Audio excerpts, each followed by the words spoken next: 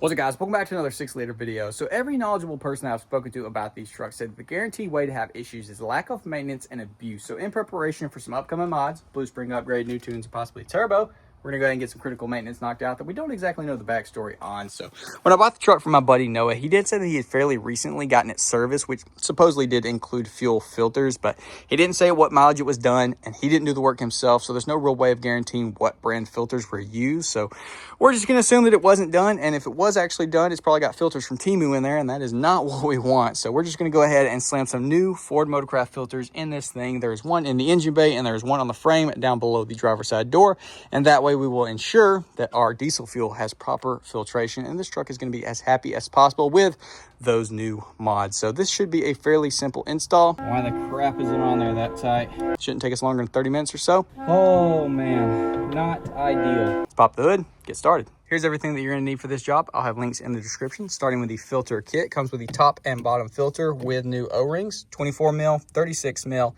6 mil, and a small cheater bar. We're going to be tackling the lower filter first. I know it's a little bit hard to see. It's right underneath the driver's side door if you come in from the side. First thing we're going to do is get this 6 mil locked into place, pop this drain free.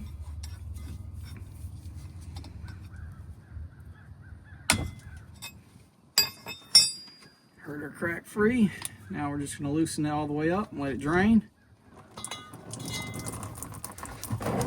Of course, here on the extended cab, this cross member is right here. I'm not sure if that's the same on the crew cabs or not, but we're gonna have to find a different tool. We're gonna use a 1 3/8 and get it off this way.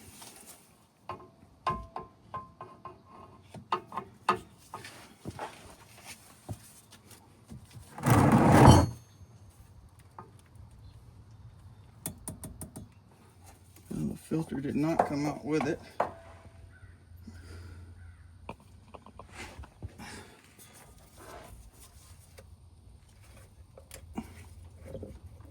There she goes. There it is. Got our drain plug cleaned and the O-ring looks good on it. Clean the inside of the cap as well. And now we need to swap the O-ring, which when I took it off appeared to be completely dry, which is probably the reason why it was kind of a royal pain in the butt to get off. Diesel engine oil. Get this thing lubed up, if I can, with these gloves on, being so slippy.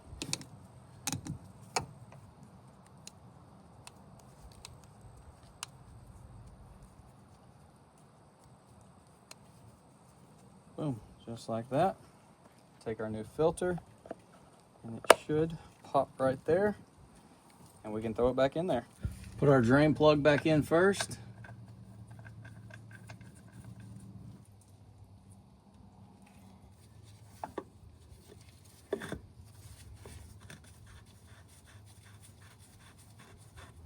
All right. Hopefully I didn't have my head in front of the camera the entire time.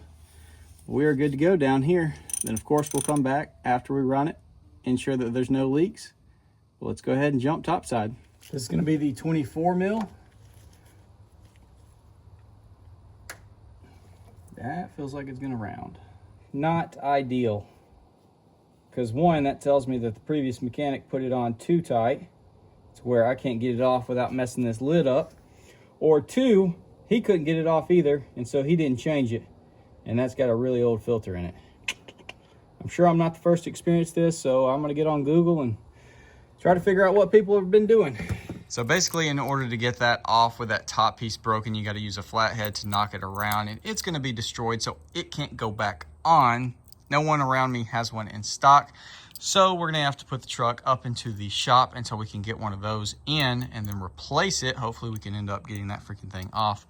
But we got to go ahead and prime the truck because the lower fuel filter is completely dry. So in order to do that, which we will then have to do again once the new one comes in, is to come in here and cycle the truck 5-6 times. Let it sit here and prime 30 seconds or so, turn it off, do it again 5 more times.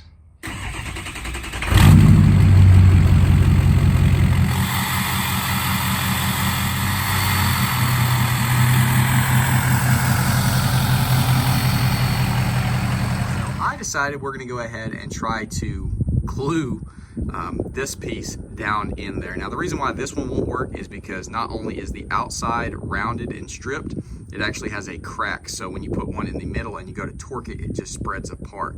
So I went to Walmart and picked up this Gorilla Glue epoxy, which is supposed to work with plastic and metal. And so we are sacrificing this guy right here.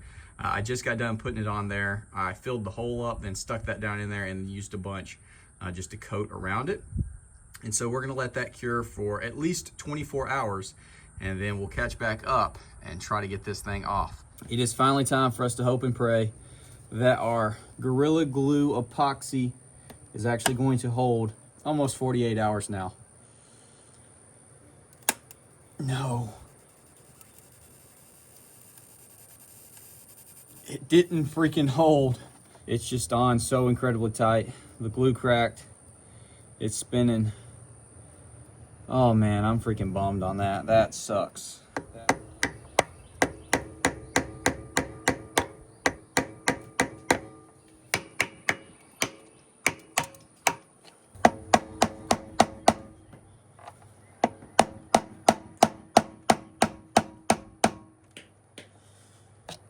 All right, we got a fatter end flathead, which hopefully won't dig in as much. Hopefully it's just gonna push.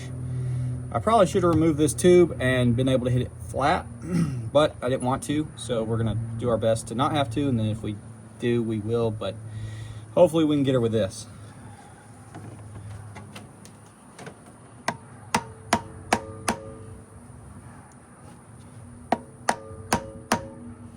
Yeah, it's just gonna chip it off, ain't it? Before I go ahead and take these tubes off and potentially just destroy this thing getting it off, we're gonna try to bite onto this little lip right here that looks promising and give her some taps.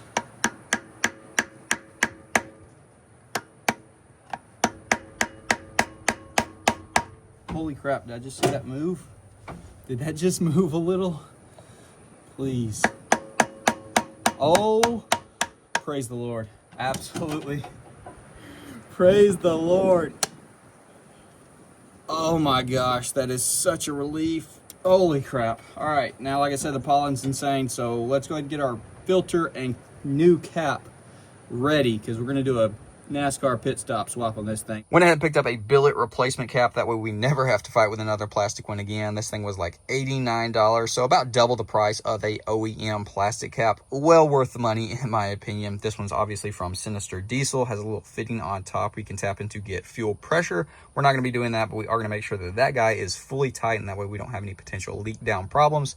Comes with a new O-ring on it. Got our new filter here. Everything will be linked in the description. Let's go ahead and get the old one out, get this new one on. Get this guy out. Like that. Bye-bye. Let's pop our filter out.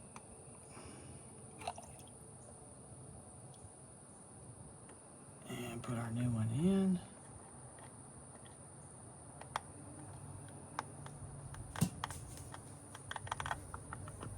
There she is. Get our new cap. And get her started. Thread her down on there. Still a 24 mil. Get her tightened down.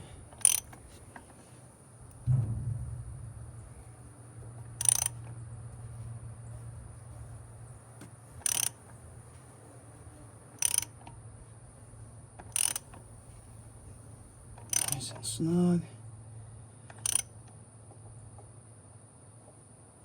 Just like that. All right, I gotta find the Allen head because we want to make sure that guy is fully tightened, and then we'll clean it up and be good to go.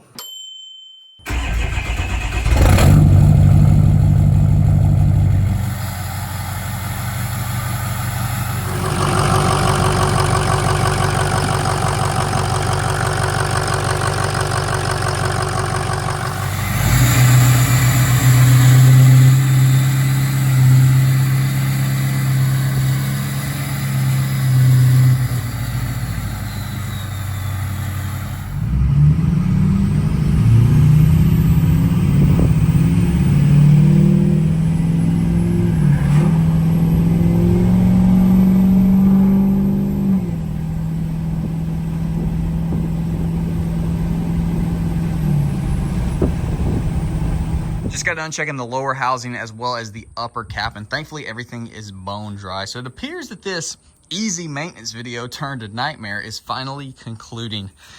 This thing has caused me so much stress and annoyance over the last 4 days. This is one of those times where it's like, this is an easy afternoon video. We'll get it knocked out, no problem. I can upload it literally same day. Wrong. Now 7 days later, I haven't uploaded a video for the first time in like 4 or 5 years. Y'all know it's 3 videos a week, every week. And now we've gone a full 7 days. Thankfully, we are posting the video of the new truck, which thank goodness it popped up and I had to go buy it. And that was like a blessing for that to become a video, because I wasn't going to be able to get a video up today, but y'all saw that. So gosh dog, 6 liter, this thing right here, you just wanted to mess me up. So yeah, turned from an afternoon job to literally 4 days waiting on the new cap to come in and the epoxy to harden. And yeah, but we got it off. Now we know 150,000 miles. We got genuine Ford Motorcraft filters in the truck. She should be good to go. They say like every other oil change, go ahead and swap those out. Literally, the more maintenance you can do on your diesel, the better. So yeah, you can stretch it out as far as you want, or you could probably, do it on the right schedule, or potentially too often. And it's not gonna hurt the truck. Truck gonna be happy about it. It's just gonna hurt your wallet a little bit. But I mean, it's like, I don't know, pros and cons. You gotta weigh it. I think for sure, you're driving the truck a lot, change the filters a lot, just like your oil. So anyways, if you're experiencing what I just experienced, hopefully by watching this video, you can actually get yours off and then throw the plastic one in the trash and never touch plastic again. Put a billet one on there. I'll have a link to the one that I got in the description, as well as everything else linked down there. Go ahead, pick it up, get your filter swapped out, get this nightmare dealt with. And hopefully I didn't just deter you from never changing your upper filter again, because it really can become a royal pain in the butt. But you can get it off, dude. You got this. I was stressing so bad, but I got it, so you can get it for sure. Anyways, drop a comment, leave a like, subscribe if you're new, ring that bell notification. I'll see y'all boys in the next one.